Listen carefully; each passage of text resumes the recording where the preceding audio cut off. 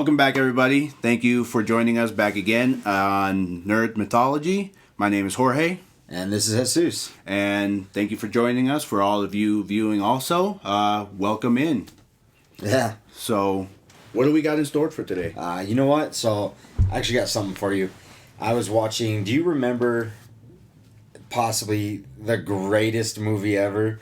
The greatest of the X-Men. Okay. Last Stand. Last Stand. All right. That was the third one in the series. I was watching it the other day, and something caught my eye, and it made me think. Like I don't know why I didn't. Obviously, I wasn't into the Marvel universe as much as I am now. Right. I didn't look too much into it. I was like every other kid. The movie came out, and I was like, these characters are freaking awesome. Yeah. I've obviously heard of them growing up. Right. But now I'm much more into it. Now, this does not mean I'm an expert by any means. By no means. As I'm saying this, if you guys know, then just comment down below the real answer. Just let us know. Obviously, if you're very well aware of it. So, I'm watching X-Men 3, The Last Stand. And do you remember the whole premise of the movie? I kind of do. It's been a long time since I've seen the movie. So, in the movie, they discover a mutant who has the ability to get rid of other mutants' powers. Okay. If you're even near him, so they create a serum, pretty much a cure, if you will. Right. But it turns out it wasn't a permanent cure, as seen in the movie. But if you were to take the antidote, I can't talk. It would get rid of your powers for a short time, a period. Okay, so it was kind of like temporary. You would lose your powers temporarily, not like permanently. Exactly. Okay. But in the movie, if you came anywhere near him, your powers would go away. Gone. Okay, so it was like a proximity type of issue. Like you get near him, try to fight him or anything like that. It wasn't happening, right? Okay. So do you remember in the movie where Kitty, the one who can walk through walls, she's running towards him. Yep, I do remember. And she tells him, hey, the Juggernaut's coming. Yeah. In a sense. And as he breaks through the wall... Yeah. Juggernaut comes running at him, right? Yeah. She grabs the kid, jumps out of the way, and this 300-pound man of pure muscle just hits the wall and falls down, right? Yeah, I did see that. I do remember that. Now, here's where I'm getting at with that. Okay. In the comics, the Juggernaut is not a mutant. Okay. Do you know how the Juggernaut got his powers? I do not. Juggernaut is magic. What?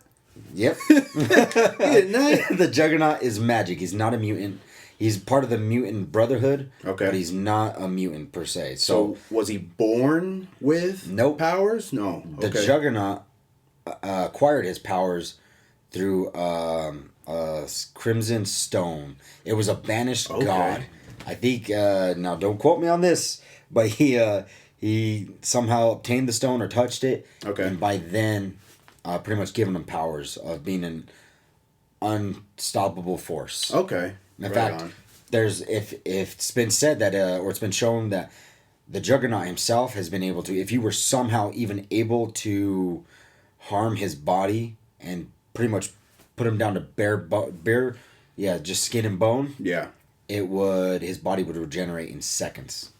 He could be down to just a skeleton, and his body would regenerate in seconds, from what I've seen and read. So he's almost immortal. Pretty much. Okay, gotcha. So then would this be like a cosmic entity that gave him his powers? I would say so, yeah. Okay. So, if I can remember what I read, he acquired the stone because it was a banished god from a different realm. Right. And then when he touched the stone, he was pretty much embodied with all this power. Right. But that comes back to the original thing I was saying.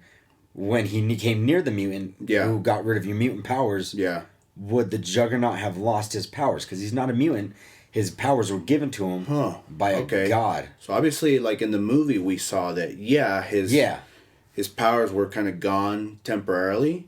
But if I remember, like, the scene afterwards, he was able to, like, kind of, like, get like a little bit of strength and still go after them regardless. He's still a big he's still a beast. It's a big character. So I mean, as far as like maybe going through a wall that could have been, stopped, But as far as like fighting the Juggernaut, now that poses a question. It's like, can you still take on the Juggernaut and based on like having no powers? Back to his human form. Human form, yeah. That's a good question, but like that's what I was so baffled by. I was like, hey, like I don't understand that. Right. Like how, I mean, obviously the movie probably veered a little bit different from the comics. Right. I think that's almost all these new movies now. Yeah. They kind of like veer away from the comics just to like kind of try and do their own spin on things. But yeah, something like that is almost... I think that was a detail that was missed. Yeah. And I don't think they knew about... I mean, you would think that these directors or screenwriters, that when they go into making a movie like this, they do their research. Right. But I don't know, that just crossed my mind when I was seeing that. I was like, hey, hold on a second. Right. Something doesn't seem right here. I know a lot of them, they do extensive research. Like, they read comics, they look into characters, they go with the storyline, basically. Yeah. But does that also mean that character that they were saving, right? Like, the good guys are trying to save that character in the movie. Does that mean that character only gets rid of mutant powers? Or does that character get rid of anybody with powers, right? Cosmic entities, anything, still anybody, magic, exactly. And all that. Like, if, per se, like Doctor Strange would come up, he's a magical being, right? Yeah. Like, he creates... It's all sorcery. Magic, sorcery, etc.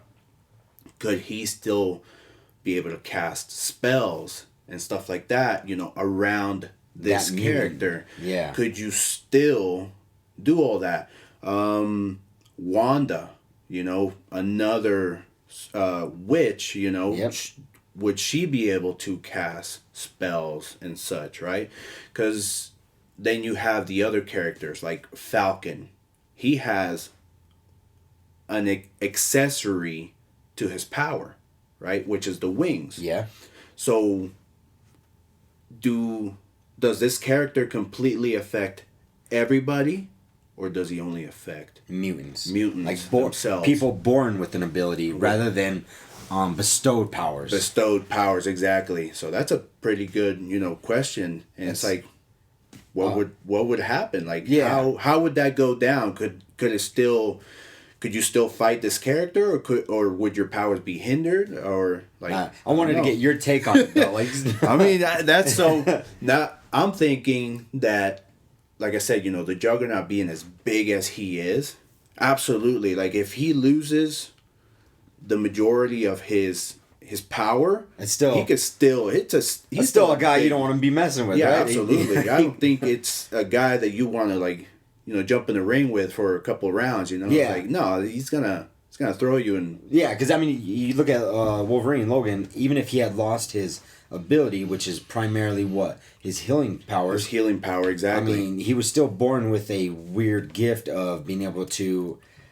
summon claws from his fist. Yeah, absolutely. Wooden, and then obviously down the line when they experimented on him, when Stryker experimented on him, he had the adamantium claws. Right. So even if he lost his healing factor, he'd still have some claws. Yeah, absolutely. And then I know that in one of those movies they showed that, was it the movies or was it the comics? I can't remember, where he lost the adamantium, so he went back to bone. So they had it in the movie, The Wolverine. It's when they were trying to extract his healing abilities. His healing ability, right?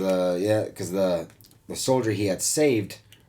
Now, obviously, this is me forgetting what character it is in the comics. The samurai. Okay. I can't remember the character's name. I can't remember it either. But obviously in the movies, he was one of the Japanese soldiers that he had saved from World War II bombing. Yep. And that's right. He wanted to repay him a favor, and in doing so, also save his own life. So he figured if he can drain the healing abilities from Wolverine, he can live forever, and at the same time kill Logan. Right. So that was definitely, and by doing that, he had to cut the adamantium claws open, so he can extract straight from the bone, whatever it is, the claws. Absolutely, like take it like a blood sample or what is a plasma sample, whatever the case. Which leads me into something else. So in the Wolverine, in the very end, do you remember how the very end happened? It was kind of like a clip a little after some of the credits. Like a post-credit scene, yeah. Do you remember what it was? Was it when Deadpool comes in and... No, that's Deadpool is much earlier. And that was Weapon X, if I can remember correct. Okay. So, the post-credit scene was Wolverine's walking through a metal detector, and he goes, "Hey, I'll opt out for the wand just because, obviously, and he's still got adamantium in him." Yeah. And as he's doing it, everything starts shaking and stuff, and obviously he's aware who the hell it possibly is when this happened. It's Magneto. Okay. And then everyone freezes, and you see Professor Xavier roll in. Okay, gotcha. Do you remember in The Last Stand what happened to Xavier? No, I don't remember what happened. Jean Grey, when she turned into the Phoenix, killed him. She pretty much evaporated his body. What? Yeah, she lifted him up and just evaporated him. Okay. So everyone was wondering how the hell did Xavier come back in the Wolverine when he was just... Right, okay. Evaporated, basically, in the previous movie. Okay. And this is going back to X-Men The Last Stand. Do you remember at the very beginning, he was talking to the students about transferring consciousness into another body? Yes. Do you remember showing the body that was laying in the bed? I don't remember the body, but I do remember the scene. He was just explaining to the students, like, you can transfer your mind into another being, but I don't remember, like I said, these movies, I saw them a while back. I need to revisit all of these movies. Definitely should. I recommend it because then you start picking up, now that you have much more knowledge of the characters, you start picking up things. Like, I see. So in the movie, when he's talking about being able to transfer consciousness to another body, little did everyone know, that was his brother who became brain dead. He was talking about that. Okay. Yeah. So when he shows the students at the university at Professor Xavier's School for Gifted Students, he was showing his brain dead brother, and that's basically what he was talking about. Maybe he knew, maybe he had some sense of maybe what was about to happen, but he was like, so that's why when he came back, he was in the body. Okay. And that's what I'm possibly getting at, that he must have transferred his consciousness to his consciousness to a new body. But they must have looked very, very similar, because they must have been twins or something. Good God, yeah. Now, did you know that the Juggernaut is Professor Xavier's stepbrother? What? It's all in the family. It's all in the family. It all just runs in. It's all, you start looking into it and you're like, man, so many of these characters are intertwined bloodline. Okay. So he transfers his consciousness to his brother. Juggernaut is Professor Xavier's stepbrother, which is why he also has that helmet. So the helmet, that Professor Xavier, just like Xavier Magneto, he can't manipulate his mind in any way. Okay, correct. So what does the helmet have to be made out of? Like, it has... I can't remember, but I think the material itself that prevents Professor X to be able to read their minds. Penetrate it. Yeah. I'm not too sure, because now it makes me want to think back to, because the same thing with Magneto. Because Magneto has the same type of helmet. Because now think about it, right? So Magneto and Juggernaut both have a helmet similar that does the same thing, right? Yep. But Magneto cannot run through a wall with his helmet. He'll crush his old brain. Oh yeah, you can crush. You've seen it where the helmet can get crushed. Yeah. But Juggernaut, he can plow through a whole line of concrete walls and no damage, not even a scratch, right? Dent. Exactly. So it's like you have two different materials, obviously, but what in those helmets is preventing Professor X to read their minds? And this is obviously... We're not experts, so that's something I'm gonna have to do a little bit more digging. If you know, please leave a comment and throw it down below and see what. Let us know. Someone who's far more knowledgeable about this, please let me know. Because now I'm very curious. Yeah. I'm probably going to do some research right after this about it. Oh, yeah. But that was my question, like, I was just curious on your take on it. Yeah, it's interesting. I mean, like, because, Juggernaut is kind of, like, a little bit different from all the other mutants themselves, It's just in sheer size alone, Massive. When you look at the Juggernaut, right, like, if you want to compare him to anybody across the line, he's nowhere near anybody, right? So, like, he's, on the mutant side, no, he's got to be the biggest. And like I said, I use mutant very loosely, right? Because he's magic, right? But your closest character that would come to his sheer size would probably have to be the Hulk.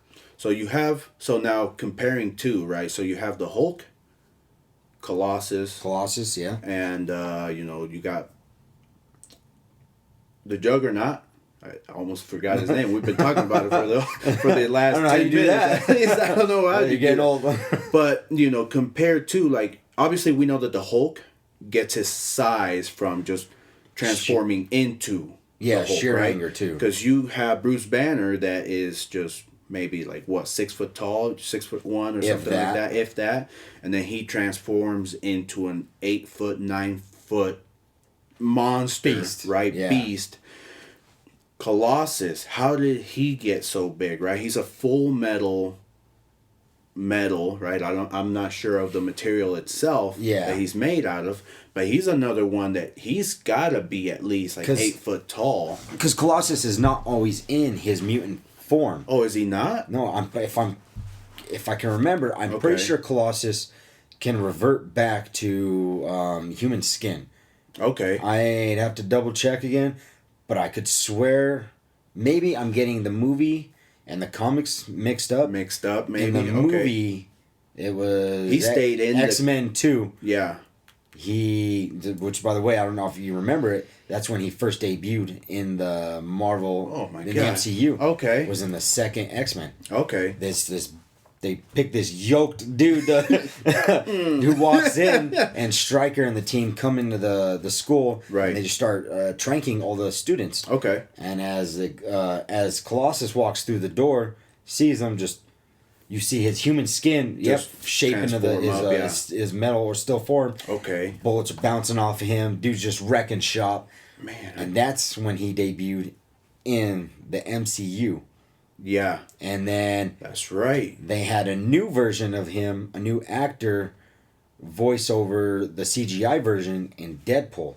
Okay. Which, spot on. I mean, that's just such a great character. That was a good representation of Colossus there. I really enjoyed that. But he never once reverted to human form. No, he didn't. In Deadpool. That's why I say, I'm like, can he revert back? I've never read like any issues with Colossus in him, so I personally don't know his whole background and how he became. No, me neither. That's something I have to look more into. Was he born with the power? Again, being in the mutant franchise, was he born with the power, or did he obtain the power later? Obviously, we now know that you don't necessarily have to be born with the power, but you can be associated. Because Deadpool, right? He's associated with mutants. Yeah. But he is definitely not a mutant. They said, if I can remember, he had the gene, but the abilities were never tapped into until he was pushed to that limit, and that's the obviously the movie version of it. Right. There's a lot I'd have to go back into as far as the comics. Okay. To see I would think that Ryan Reynolds, being how he loves that character so much, would stay true to the comics. Right. So I would think that he would play it damn near right on with the comics. Yeah. The storyline of how he actually obtained his powers. So like in the movie, remember they said that some of these people have that gene. It just has to be, they have to be pushed to that limit. So that's why all those people that were in that facility, the Weapons Plus program, they were pretty much torturing them. So the gene would activate and come out, and that's how some of these people found out what powers they had. Right. Obviously, Deadpool, Wade Wilson had to be pushed to the very limit to where his cancer accelerated at a rapid pace damn near dying for the gene to kick in. Yeah. That's kind of weird to think about, right? Because, so he was part of the Weapons Plus program, right? Weapon, I can't remember the number. I want to say it was just X, right? Wasn't it at Weapon X? Weapon X is Logan. Logan is Weapon X. Is he Weapon 10? X? Yeah, Weapon. Oh, okay. Weapon X, but it's 10, technically numeral, 10 Roman numeral, right? So he's Weapon X. Okay. Deadpool, I'm not 100% sure what number he was, but then going back to that, right? So like comic book origin. Yeah. You have Captain America. He was in the Weapons Plus program also. Yeah. But he didn't have the mutant gene in him. No, it was the serum. It was just the serum, but that is still part of that program. Then is it really? Yeah, it is. It is the Super Soldier Serum is part of the Weapons Plus program.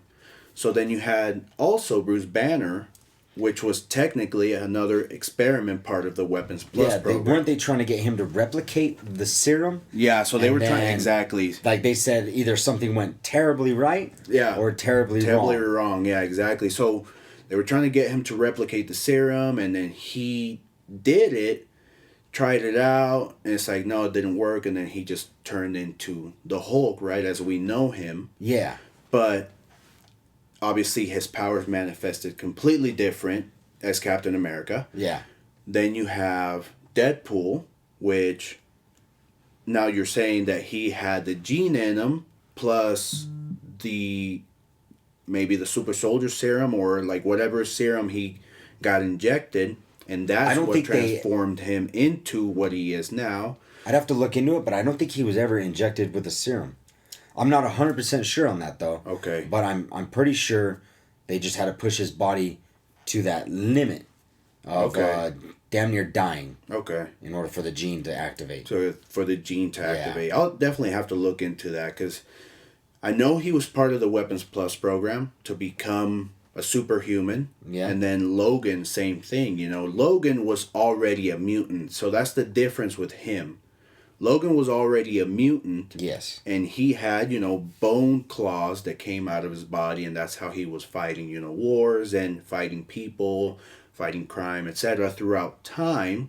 Because, as we all know, Logan did fight in, like, World War One, World War Two. Yeah, because he ages at a much rapidly slower rate. Slower rate, right? Slower. That might have been a contradiction. Yeah, a much sometimes words just come out of my mouth, and I don't think of it. So, at a very much slower rate, yeah. And then he joined the Weapons Plus program. Okay. He got injected, with the serum that turned his bone into adamantium, and then that's how he ended up with.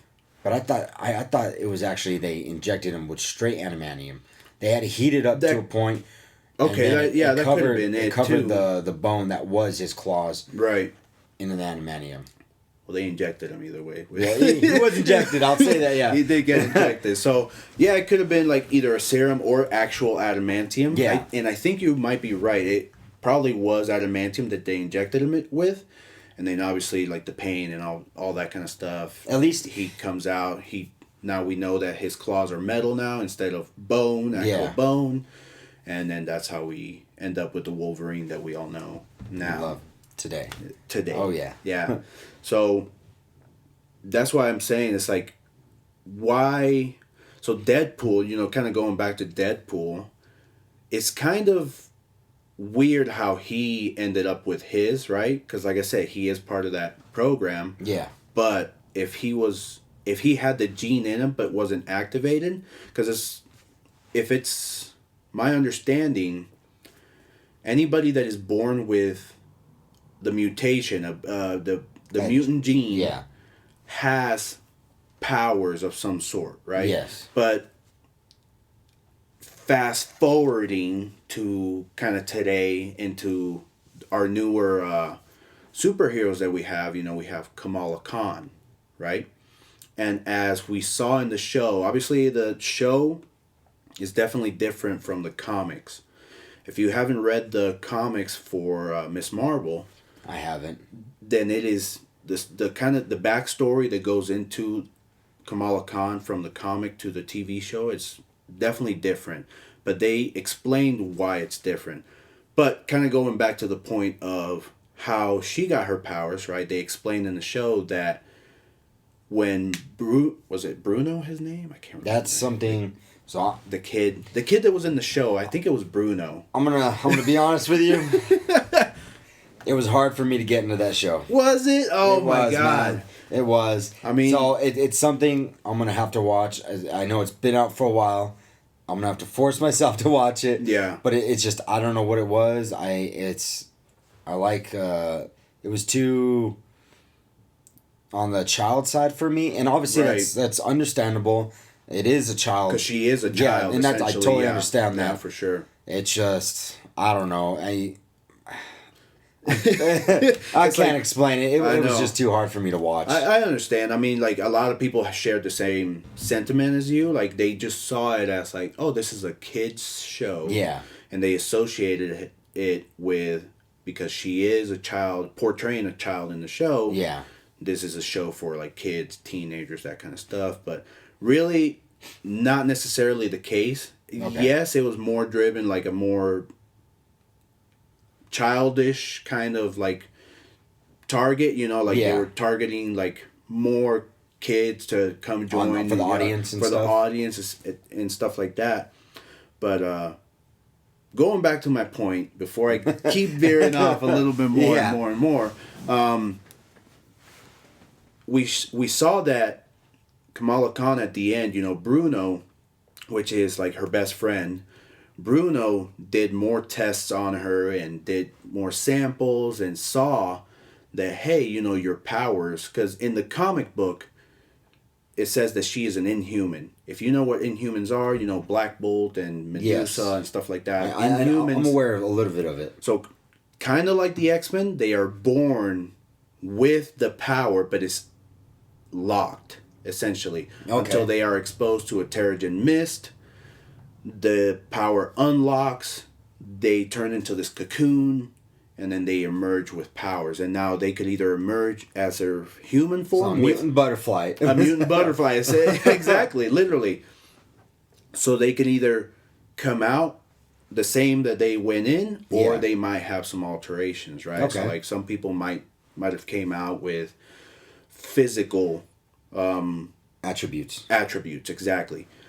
But basically, at the end, it showed Bruno did the tests on her and stuff like that and told her, it's like, hey, there's something else to your genetics, almost like a mutation. And he physically said mutation. And as it's rolling, you hear the little background music, the oh, damn.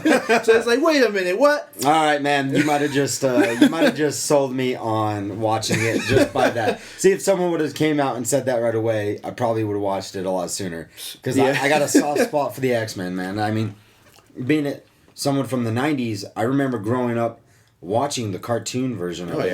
And it just, I absolutely loved that show. I loved these characters. Mm-hmm. And, I didn't get a chance to watch every single episode, but it definitely left an imprint on me growing up. Right, absolutely. When we saw that, I saw that personally, and I was like, what? She's a mutant? Like, is that what they're alluding to? Because in the comics, again, she is an Inhuman. But the writer of Kamala Khan, the creator of Kamala Khan, expressed that back then she originally wanted Kamala to be a mutant. It's just when Fox owned the rights to X-Men and to mutants in general, they had like some conflict where they couldn't make it to where she was a mutant. Okay. So essentially they turned her into an Inhuman to continue on with the story. Okay. Which is, again, it's still a good story. Like if for all of you out there that might be listening or watching and you're interested in it, it's called Miss Marvel No New Normal, I think it is, issue number 1. Go check it out. It's pretty cool. But that's how her storyline comes up. She is an Inhuman, not a mutant. MCU version, she's a mutant, not an Inhuman. Damn. So they had to work some stuff to get that. They did. So like kind of going back to the whole Deadpool, just bringing it all full circle. Yeah. Right. she didn't get her powers until she was a teenager. Yeah. Right.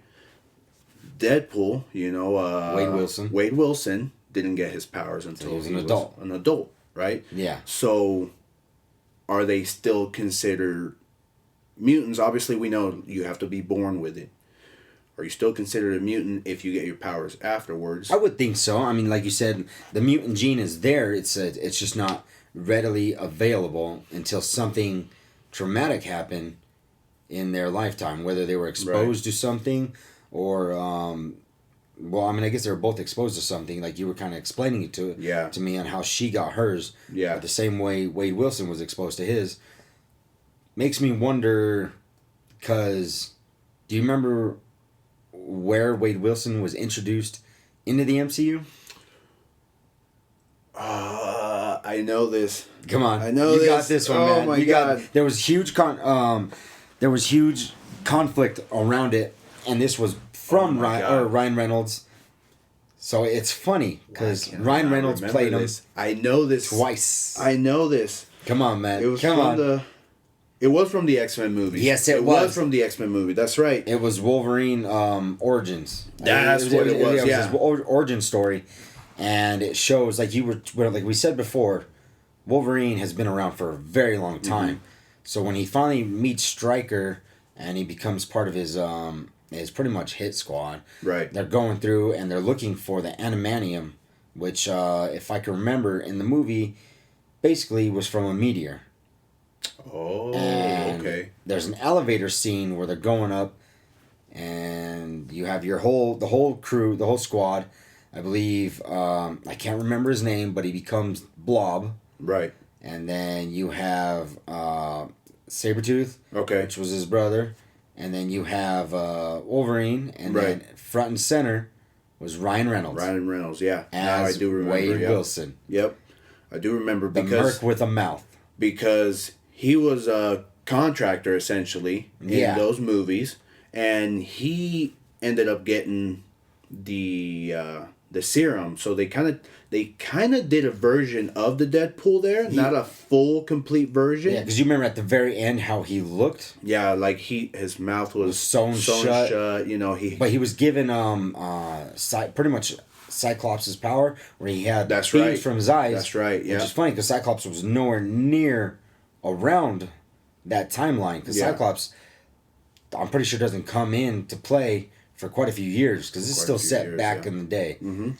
But I think that was amazing that they at least teased the character Deadpool. Yeah. And from there, I think Ryan Reynolds was on board, was hoping it would lead to the Deadpool that is now. Yeah. Never did until the test footage was leaked. Test footage. And the fans went nuts for it, and pretty much tweeted, emailed, this show better be made, damn it. And like it is to what it is now. No, absolutely. Which he showed you can make these characters in the way they were portrayed in the comics, right? Which is basically R-rated. Yeah. Which, thank God for that, because both Deadpools are just amazing. Yeah. And then you have your Logan, which he wanted rated R. Yeah, absolutely. And it just spot on for the way Hugh Jackman ended that character. Yeah, absolutely.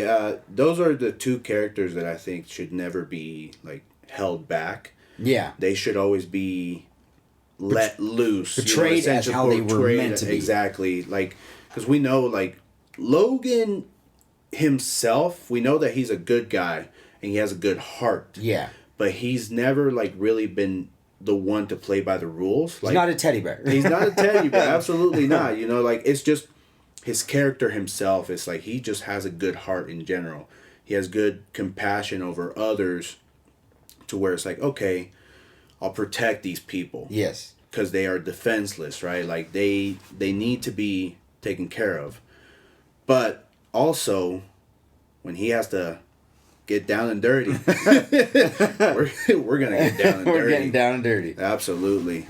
So that's are we past 34 minutes? 34 minutes. I mean, I thought we were gonna be cut off by now, but we're still. I guess we're going. We're still going. I guess. Should we? I think we can call it good here. You know, I think that was a pretty good episode. Yeah. And if you listen this far into it, we appreciate it. And by the way, this is what? Episode 4? 4, yeah. Episode 4. So man, this is our first this is the first time we're actually recording video, so yeah, give us a look, you know, listen to the other 3 episodes if you haven't already.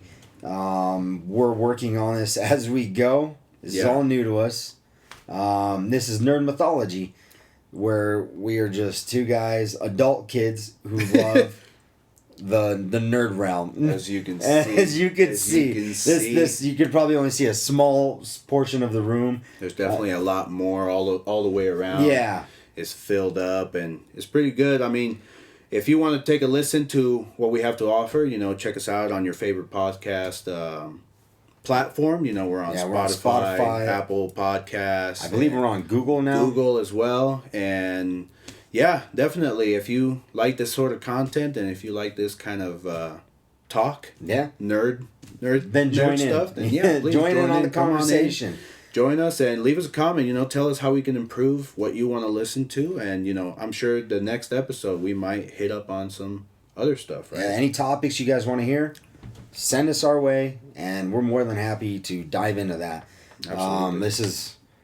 This is something we do on a normal basis, and we thought we'd just do a podcast. Yeah. Since we just talk about it nonstop as it is. Nonstop as it is. So it's like, well, might as well just have other people chime in, right? Yeah. Why not? So, but on that note, guys, appreciate you for listening to us. Please tune in again for our next episode. You know, leave us a good rating on whatever platform you're listening on, and that's us signing off. Peace. Yeah, I don't know. Peace.